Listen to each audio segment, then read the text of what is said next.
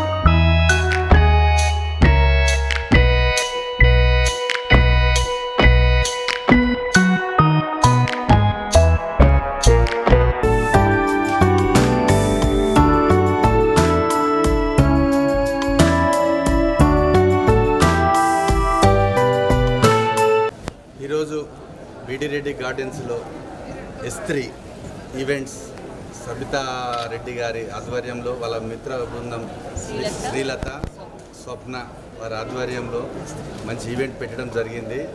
ఇంత మంచి ఈ ఏరియాలో ఇంత మంచి స్టాల్స్ అన్నీ మన diamonds, gold, 1 gram gold, saris, dresses మంచి అరేంజ్మెంట్ చేశారు. చాలా సంతోషం.